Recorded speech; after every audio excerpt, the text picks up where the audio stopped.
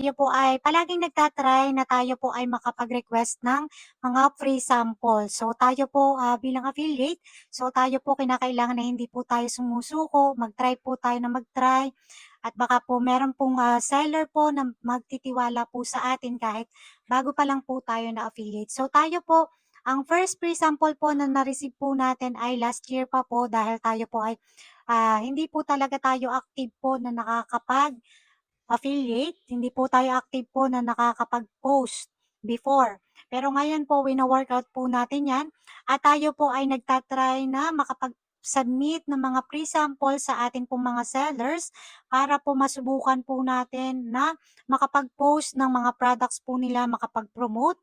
And why not, nasubukan po natin.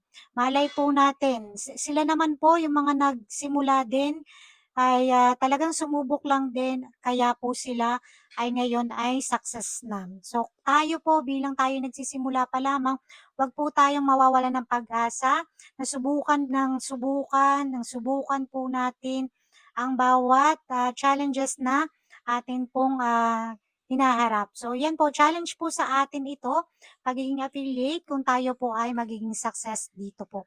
So 'yan, nakakatuwa lang po tayo po ay araw-araw na nagta-try na mag-submit po ng pre-sample ng request. And yan, meron po tayo diyang request expired, meron tayong na-cancelled, meron po tayo diyang pending approval, at meron tayong isa diyan na talaga namang nagtiwala sa atin.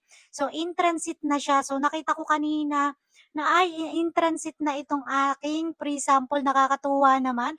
At talaga namang kinilig ako kasi nga, ang sweet naman ng products ng seller na ito. And yan, nagpapasalamat po tayo kay Cheat Bites PH. Yan.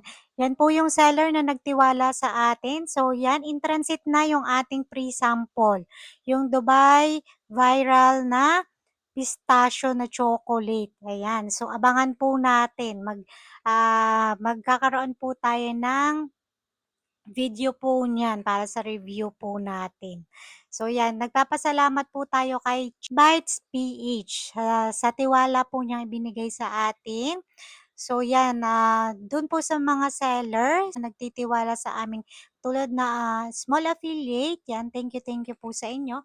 And sa atin po na mga new affiliates, tayo po ay 'wag mawawalan ng pag-asa. So, tuloy lang tayo, subukan din po natin yung ginawa ng mga naunang affiliates na ngayon ay success na.